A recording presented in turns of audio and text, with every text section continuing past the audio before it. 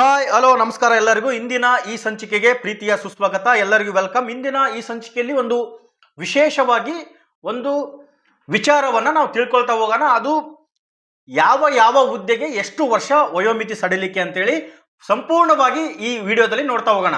ಏನು ಧಾರವಾಡ ಆಗಿರ್ಬೋದು, ವಿಜಯಪುರ ಆಗಿರ್ಬೋದು, ಕೆಲವೊಂದು ಭಾಗಗಳಲ್ಲಿ ವಯೋಮಿತಿಯನ್ನು ಸಡಿಲಿಕೆ ಮಾಡಿ ಅಂತೇಳಿ ದೊಡ್ಡ ಮಟ್ಟದ ಹೋರಾಟವನ್ನು ಕೆಲವೊಂದು ಸಂಘಟನೆಗಳು ಮಾಡ್ಕೊಂತ ಹೋದ್ರು.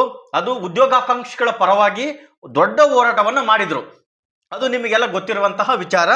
ಇಂದು ನಡೆದಂತಹ ಸಂಪುಟ ಸಭೆಯಲ್ಲಿ ಎಲ್ಲ ವರ್ಗದ ಅಭ್ಯರ್ಥಿಗಳಿಗೆ ಏನು 5 ವರ್ಷ ವಯೋಮಿತಿ ಸಡಿಲಿಕೆ ಸಚಿವ ಸಂಪುಟ ಒಪ್ಪಿಗೆ ನೀಡಿದೆ.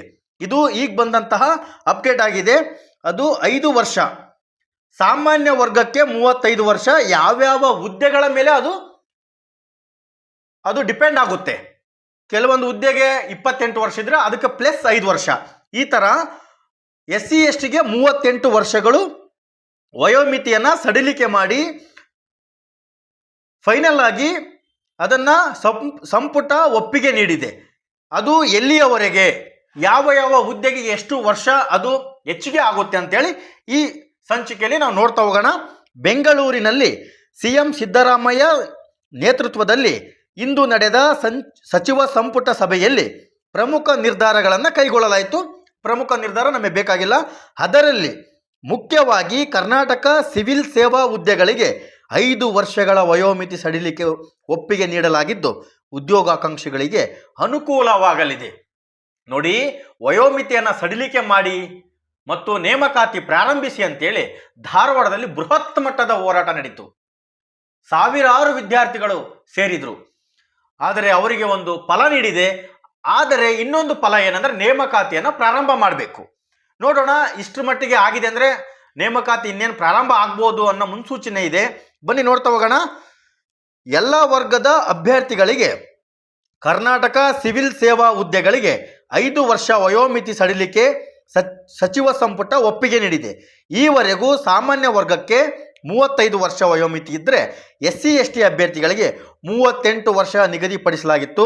ಆದರೆ ಈಗ ಎಲ್ಲ ವರ್ಗದ ಅಭ್ಯರ್ಥಿಗಳಿಗೆ 5 ವರ್ಷ ವಯೋಮಿತಿ ಸಡಿಲಿಕೆ ಆಗಿದ್ದು ಅದು ಎಲ್ಲಿಯವರೆಗೂ ಅಂದರೆ ಡಿಸೆಂಬರ್ 31, 2027ರವರೆಗೆ ಹೊರಡಿಸಲಾಗುವ ಎಲ್ಲ ಅಧಿಸೂಚನೆಗಳಿಗೆ ಇದು ಅನ್ವಯ ಆಗಲಿದೆ.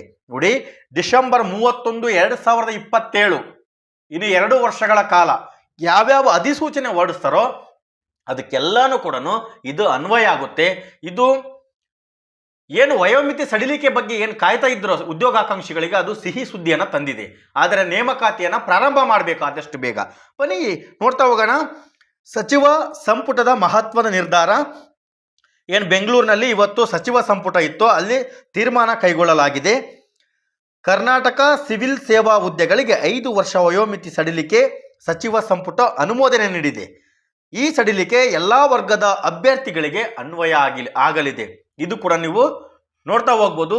ಬರೀ ಇದು SC ST OBCಗೆ ಅಷ್ಟೇ ಅಲ್ಲ, ಎಲ್ಲ ವರ್ಗದ ಅಭ್ಯರ್ಥಿಗಳಿಗೆ ಇದು ಅನ್ವಯವಾಗಲಿದೆ. ಎಲ್ಲಿಯವರೆಗೆ ಅಂದರೆ 31 ಡಿಸೆಂಬರ್ 2027ರವರೆಗೆ ಹೊರಡಿಸಲಾಗುವ ಎಲ್ಲ ಅಧಿಸೂಚನೆಗಳಿಗೆ ಈ ತೀರ್ಮಾನ ಜಾರಿಯಾಗಲಿದೆ. ಇದುವರೆಗೂ ಸಾಮಾನ್ಯ ವರ್ಗಕ್ಕೆ 35 ವರ್ಷ, SC ST 38 ವರ್ಷ. ಏನು ಅದು ಹುದ್ದೆಗಳಿಗೆ ಅನುಸಾರವಾಗಿತ್ತು. ಈಗ ಎಕ್ಸಾಂಪಲ್ ನಾವು ಹೇಳ್ತಾ ಹೋಗೋದಾದ್ರೆ ಕಾನ್ಸ್ಟೇಬಲ್ ಹುದ್ದೆಗೆ 27 ವರ್ಷ ಏನಿತ್ತು ಅದಕ್ಕೆ ಪ್ಲಸ್ 5, 28 ವರ್ಷ ಏನಿತ್ತು ಅದಕ್ಕೆ ಪ್ಲಸ್ 5, 25 ವರ್ಷ ಏನಿತ್ತು ಪ್ಲಸ್ 5, ಹಂಗೆ 35 ವರ್ಷಗಳ ವಯೋಮಿತಿ ಸಡಿಲಿಕೆಯನ್ನು ಮಾಡಲಾಗಿದೆ.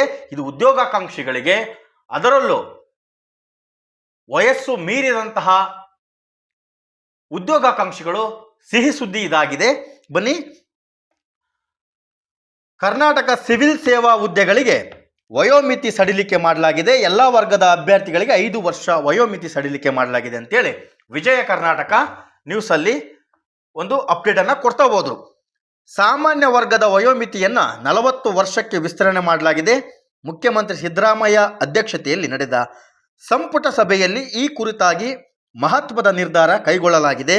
ಕರ್ನಾಟಕ ಸಿವಿಲ್ ಸೇವಾ ಹುದ್ದೆಗಳಿಗೆ ಎಲ್ಲ ವರ್ಗದ ಅಭ್ಯರ್ಥಿಗಳಿಗೆ 5 ವರ್ಷ ವಯೋಮಿತಿ ಸಡಿಲಿಕೆ ಸಚಿವ ಸಂಪುಟ ಸಭೆಯಲ್ಲಿ ಒಪ್ಪಿಗೆ ನೀಡಲಾಗಿದೆ.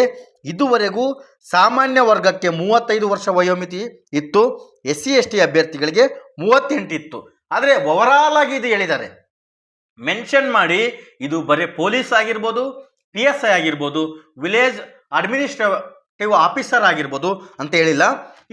ಇದ್ದದ್ದನ್ನು 5 ವರ್ಷ ಹೆಚ್ಚಿಗೆ ಮಾಡಲಾಗಿದೆ. ಇದು ಎಲ್ಲಿಯವರೆಗೆ? ಡಿಸೆಂಬರ್ 31, 2027ರವರೆಗೆ ಎಲ್ಲ ವರ್ಗದ ಅಭ್ಯರ್ಥಿಗಳಿಗೆ, ಎಲ್ಲ ನೇಮಕಾತಿಗಳಿಗೆ 5 ವರ್ಷ ವಯೋಮಿತಿ ಸಡಿಲಿಕೆ ಮಾಡಿ ಇವತ್ತು ಫೈನಲ್ ಡಿಸಿಷನನ್ನು ತೆಗೆದುಕೊಳ್ಳಲಾಗಿದೆ. ಎಲ್ಲ ವರ್ಗದ ಅಭ್ಯರ್ಥಿಗಳಿಗೆ ಏನು ಸಿವಿಲ್ ಸೇವಾ ಹುದ್ದೆಗಳಿಗೆ 5 ವರ್ಷ ಸಡಿಲಿಕೆ ಮಾಡಲಾಗಿದೆ. ಹಾಗೆ ನೋಡ್ತಾ ಹೋಗೋದಾದರೆ ಉದ್ಯೋಗಾಕಾಂಕ್ಷಿಗಳ ಬೇಡಿಕೆ ಏನಿತ್ತು, ವಾದ ಏನಿತ್ತು ಅಂತ ನೋಡ್ತಾ ಹೋಗೋದಾದರೆ ನೋಡಿ, ಯಾಕೆ ಇವರು 5 ವರ್ಷ ವಯೋಮಿತಿಯನ್ನು ಕೊಡಬೇಕಾಗಿತ್ತಂದರೆ ಪ್ರಕರಣ ಕೋರ್ಟ್ನಲ್ಲಿರುವ ಹಿನ್ನೆಲೆಯಲ್ಲಿ ಸರ್ಕಾರ ಚಿಂತನೆ ಮಾಡಿತ್ತು. ಇದು ಇಂದು ಬೆಳಗ್ಗೆ ನ್ಯೂಸ್ ಪೇಪರಲ್ಲಿ ಬಂತು. ಆದರೆ ಸಂಜೆ ವರ್ಷಕ್ಕೆ ಅದು ಫೈನಲ್ ತೀರ್ಮಾನ ಆಯಿತು. 5 ವರ್ಷಗಳ ವಯೋಮಿತಿಯನ್ನು ಕೊಡಬೇಕಂತೇಳಿ ಸಚಿವ ಸಂಪುಟ ತೀರ್ಮಾನವನ್ನು ಕೈಗೊಳ್ಳಲಾಗಿದೆ. ರಾಜ್ಯ ಸಿವಿಲ್ ಸೇವಾ ಹುದ್ದೆಗಳ ನೇರ ನೇಮಕಾತಿ 2027ರವರೆಗೆ ಹೊರಡಿಸಲಾಗುವ ಅಧಿಸೂಚನೆಗಳಿಗೆ ಸಂಬಂಧಿಸಿದಂತೆ ಎಲ್ಲ ಪ್ರವರ್ಗಗಳ ಅಭ್ಯರ್ಥಿಗಳಿಗೆ ಗರಿಷ್ಠ 5 ವರ್ಷಗಳ ವಯೋಮಿತಿ ಸಡಿಸಲು ಸರ್ಕಾರ ಬಯಸಿತ್ತು. ಅದು ಇಂದಿಗೆ ಪೂರ್ಣಗೊಂಡಿದೆ.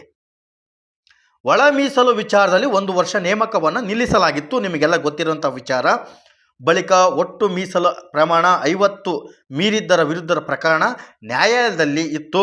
ಅದೇನು ಹೈಕೋರ್ಟ್ ತೀರ್ಮಾನ ಆಯಿತು, 50% ಮೀಸಲಾತಿಯಂತೆ ನೀವು ನೇಮಕಾತಿಯನ್ನು ಪ್ರಾರಂಭ ಮಾಡ್ಬೋದು, ನಮ್ಮ ಆಕ್ಷೇಪವೇನೂ ಇಲ್ಲ ಅಂತ ಹೇಳಿತ್ತು. ನೋಡೋಣ ಏನು ಮಾಡ್ತಾರೆ ಅಂತೇಳಿ. ಉದ್ಯೋಗಾಕಾಂಕ್ಷಿಗಳ ವಾದ ಏನು ಹಾಗಾದರೆ ಅಂತ ನೋಡೋದಾದರೆ, ತಕ್ಷಣವೇ 50ರ ಮೀಸಲ ಅಡಿಯಲ್ಲಿ ನೇಮಕ ಪ್ರಾರಂಭಿಸಿ, 50ರ ಮೀಸಲಾತಿಗೆ ಮಾನ್ಯತೆ ಸಿಕ್ಕ ಬಳಿಕ ನೇಮಕಾತಿ ಹೆಚ್ಚಿಸಿ. ಒಳ ಮೀಸಲು ಕಾರಣಕ್ಕೆ ಕಾಲಹರಣ ಅನ್ಯಾಯ ಆಗಲಿದೆ. ಇಷ್ಟು ವರ್ಷ ತಾಳ್ಮೆಯಿಂದ ಕಾದಿದ್ದೇವೆ, ತಾಳ್ಮೆ ಪರೀಕ್ಷಿಸಬೇಡಿ ಅಂತೇಳಿ ಉದ್ಯೋಗಾಕಾಂಕ್ಷಿಗಳು ಒಂದು ಮನವಿಯನ್ನು ಸಲ್ಲಿಸಿದರು. ಅದೇ ರೀತಿಯಾಗಿ ಇವತ್ತು ಸರ್ಕಾರ ಎಚ್ಚೆತ್ತುಕೊಂಡು 5 ವರ್ಷಗಳ ವಯೋಮಿತಿ ಸಡಿಲಿಕೆ ಮಾಡಿ ಆದೇಶವನ್ನು ಹೊರಡಿಸಿದೆ. ಅದ್ರ ಬಗ್ಗೆ ಮುಂದೆ ಅಪ್ಡೇಟ್ ಕೊಡ್ತಾ ಹೋಗ್ತೀನಿ. ಇಲ್ಲಿಗೆ ಈ ಸಂಚಿಕೆ ಮುಕ್ತಾಯ ಆಯಿತು. ಎಲ್ಲರಿಗೂ ಧನ್ಯವಾದಗಳು. ನಮಸ್ಕಾರ.